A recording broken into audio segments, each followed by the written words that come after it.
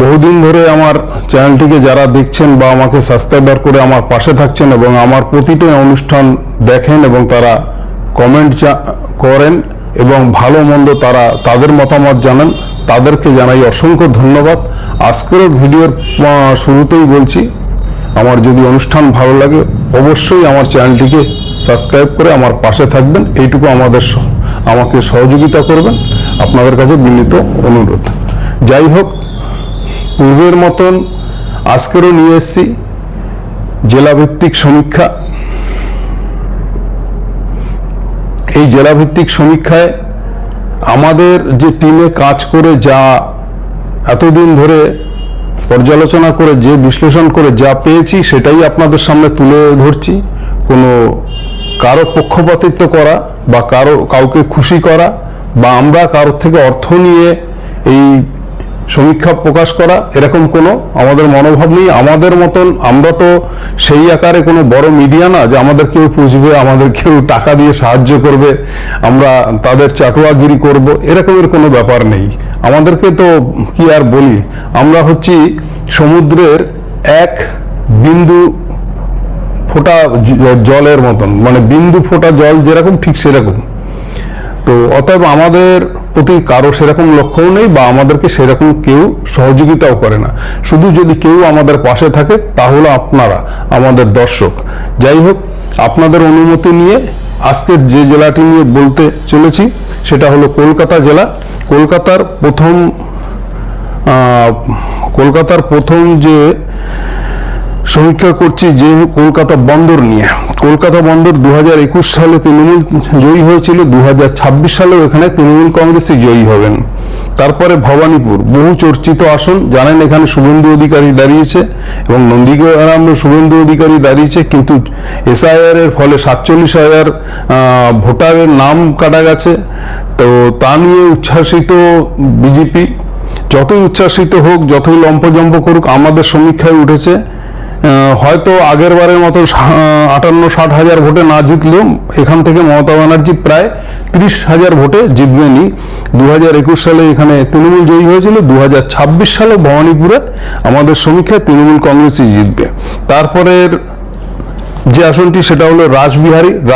2021 সালে তৃণমূল কংগ্রেস জিতেছিল, 2026 সালেও তৃণমূল কংগ্রেস জিতবে। তারপরে হলো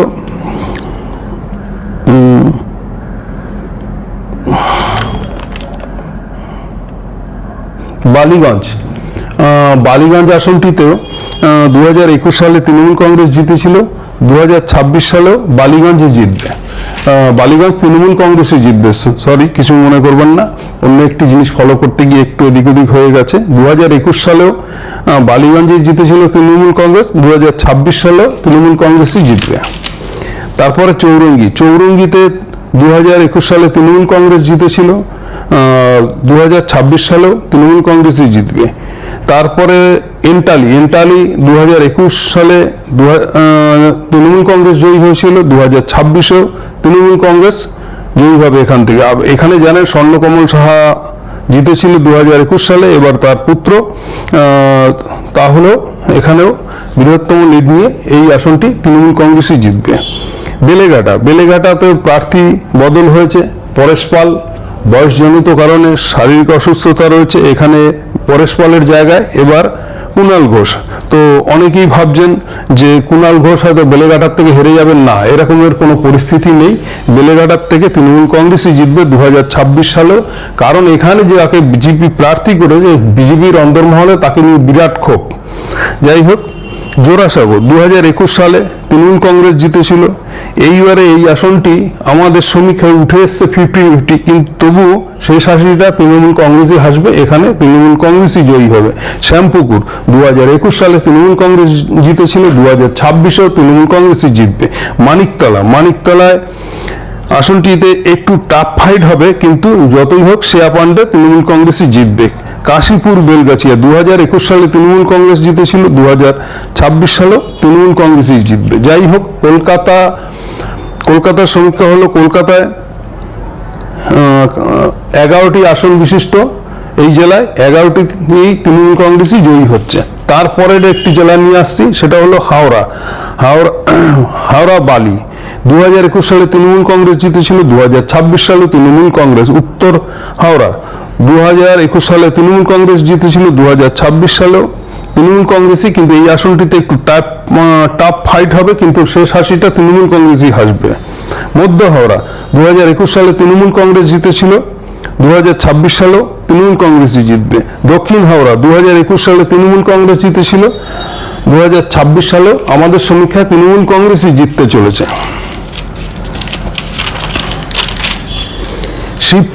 শিবপুরে 2021 সালে তৃণমূল কংগ্রেস জিতেছিল, 2026 সালেও তৃণমূল কংগ্রেসই জিততে চলেছে। সাকরাইল 2021 সালে তৃণমূল কংগ্রেস জিতেছিল, 2026 সালেও তৃণমূল কংগ্রেসই জিততে চলেছে। ডোমজুরের প্রার্থী চেঞ্জ হলেও তা হলেও 2021 সালেও প্রার্থী চেঞ্জ হয়েছিল, আপনারা জানেন। যিনি দল ছেড়ে বিজেপিতে যোগ দিয়েছিলেন, আবার সে ফিরে এসেছেন। যাই হোক, ডোমজুরে এবারেও প্রার্থী চেঞ্জ হয়েছে, কিন্তু এবারেও তৃণমূল কংগ্রেসই জিতবেন এখান থেকে, ডোমজুর আসন থেকে। 2021 সালে উলবেড়িয়া পূর্ব তৃণমূল কংগ্রেস জিতেছিল, 2026-এও এই আসন থেকে তৃণমূল কংগ্রেসই জিততে চলেছে। উলবেড়িয়া দক্ষিণ 2021 সালে তৃণমূল কংগ্রেস জিতেছিল, 2026 সালেও তৃণমূল কংগ্রেসই জিতবে। উলবেড়িয়া উত্তর 2021 সালে তৃণমূল কংগ্রেস জিতেছিল, 2026 সালেও তৃণমূল কংগ্রেসই জয়ী হবেন।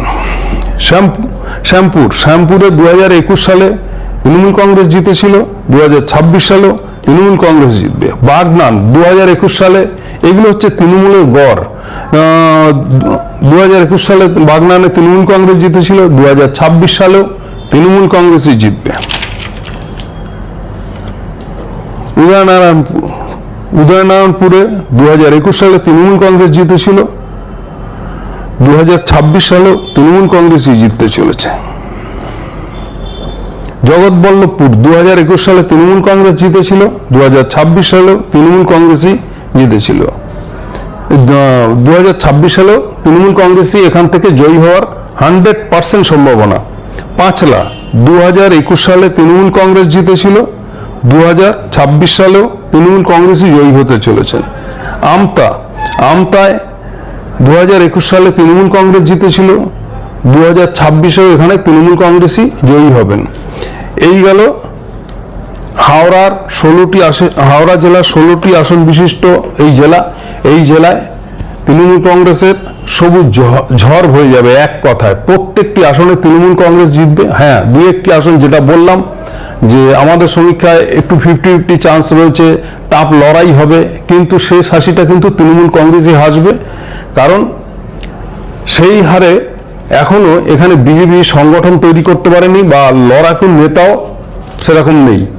যে যতই বলুক, যত অমিত শাহকে দিয়ে প্রচার করুক, মোদীকে দিয়ে প্রচার করুক, যত যাই করুক, এরা যত হিন্দুর ভাং লাড্ডু খাওয়াক, আমরাও অলি গলি ঘুরে মানুষের সাথে কথা বলে মানুষের দৈনন্দিন জীবনের কর্মকাণ্ড, তাদের কি আশা চাওয়া পাওয়া এবং কাজ এবং প্রার্থী যে দিয়েছে সেই প্রার্থীকে নিয়ে তারা কতটা খুশি, প্রার্থীর পরিবর্তন চায় কিনা, এবং তাদের এলাকার বিধায়ক তাদের কাছে কতটা পাওয়া যায়, তার কাজবাজে কতটা তাদের কাছে গ্রহণযোগ্যতা লেগেছে, এবং তার ব্যবহার আদি, মানে এভরিথিং, হাজারো প্রশ্নের উত্তর মানুষের কাছে নিয়ে, প্রত্যেকটি মানুষের কাছে গিয়ে, এবং মানুষের সেখানে কোনো দল নির্বিশেষে মানে আম জনতার মতন হয়ে মানুষের মনের কথা নিয়ে এই সমীক্ষা করা বহু পরিশ্রমের ফল।